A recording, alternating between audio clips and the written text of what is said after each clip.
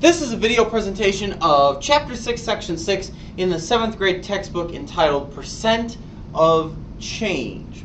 So here we're going to be looking at two values and figuring out by how much they vary in terms of a percentage, which obviously fits right in with what we've been doing because we've been studying everything about percentages that we could possibly study in this chapter.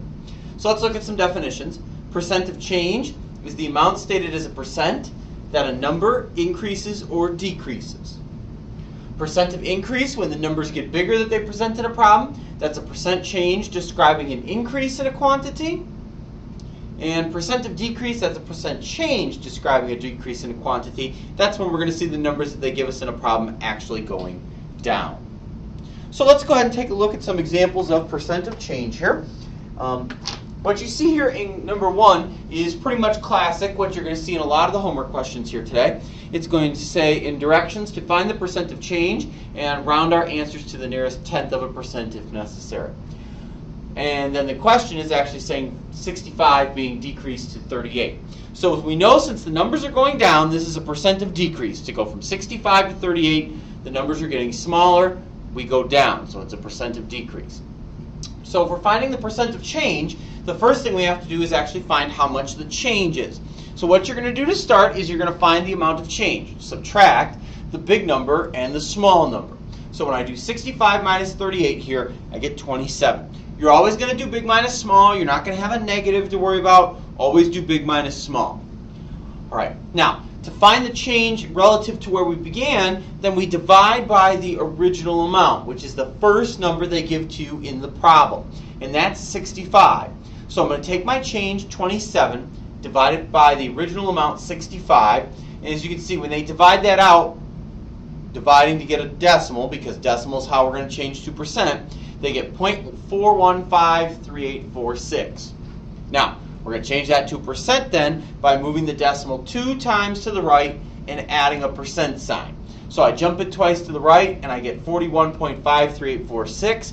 But since the directions say to round to the nearest whole, or to the nearest tenth, all right, we're going to round that off to 41.5% or about 42%. So the percent of decrease is about 42%. So going from 65 to 38 is a decrease of about 42%.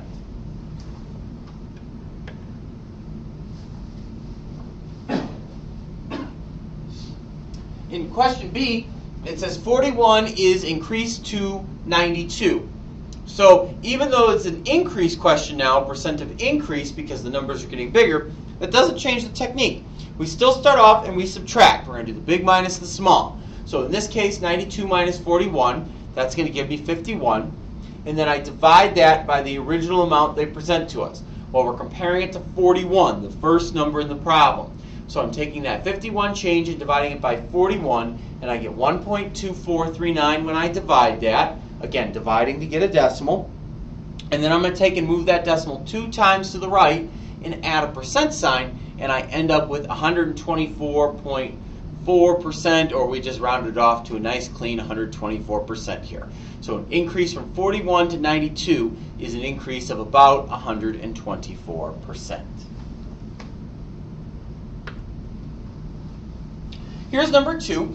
Number 2 is a little bit of a different take on the idea of percent of change in that we're not going to find the percent here. They're going to give us the percent of change, but now we're going to apply that to a situation. This is very much a real-world application of the concept of percent of change.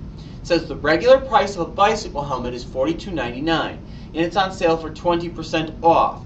Think of it as 20% off of the original price. And they want to know what the sale price is. So the first thing we have to do is figure out what 20% equates to, so I know what I can take off from the amount of the actual item there. So a 20% discount is how much? So it's 20% of, as you heard me emphasize, $42.99. Well, of would imply multiplying. So we're going to multiply to start here. We're going to do 20% times $42.99. And when we do that, we get 8.598. Well, that's the amount of the discount. That's not the final answer. It would be nice to say if it was on sale for 20% off, I would only be paying $860. All right, but obviously that's a lot more than 20% off. That's just the amount of the discount. Now, if you're wondering how we went from 8.598 to 860, remember, we're talking about money here, and stores do the exact same thing. They have to round to the nearest penny. So that's why we rounded this off to 860. We're doing the exact same thing a store would do. We don't have anything smaller than a penny. All right, so since the discount is 860, now what I'm going to do, and what they're showing you in step 2 there, is I'm going to take the original price and subtract that discount. So I'm going to subtract the 860, and when I do that, I get $34.39. $42.99 minus 860 is $34.39, so the sale price of the helmet is $34.39.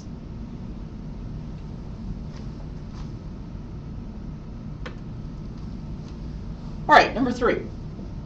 Boutique buys hand-painted t-shirts for $12.60 each and sells them at 110% increase in price. What is the retail price of the shirts?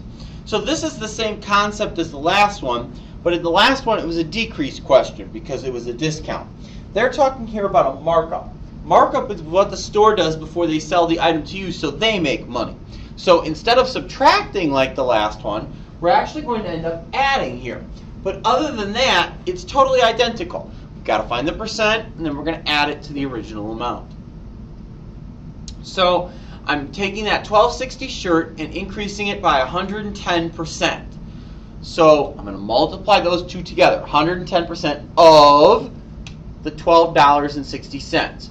Now, as you can see, I've changed 110% into 1.10, which is what 110% is as a decimal. Again, we'd get rid of the percent sign and go twice to the left. And when I do that, I get $13.86. Now, that would be nice to say that that's the new price, but remember, they're saying it's got to go up by 110%. Well, 100% would be double. Well, if I double 12 bucks, that's 24. It doesn't make sense to say that the new price then is $13.86. $13.86 is just the amount of the markup now. Now what you have to do is you have to go back and add that to the original amount. So I'm going to take that $12.60 figure and add $13.86, and when I do that, I get $26.46. So the selling price of the hand-painted t-shirts is $26.46.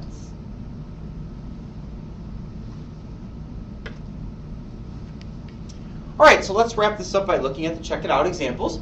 In number 1, we're finding the percent of change, rounding to the nearest tenth if we have to. And it says 70 is decreased to 45. So again, the technique we saw here employed in the early examples was you have to start off and you actually have to calculate the amount of the change. So you have to subtract there. So you're going to do 70 minus 45. Again, you're always going to do the big minus the small. It's not a question, you have to. So I'm going to do 70 minus 45. That's going to get me to 25. All right, then what you saw in that technique, whether it was a decrease or increase, you divide by the original amount, which is the first number they throw at you. Well, the question starts off with 70, so we're going to divide by 70. We get 0.357 there. All right, so now I've got to change that to a percent. Again, it's percent of change, so it would make sense our answer is a percent here. All right, twice to the right and add a percent sign. 35.7%, which they've rounded off to a nice clean 36%.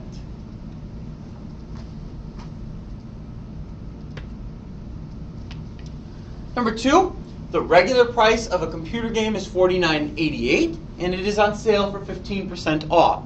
Find the sale price.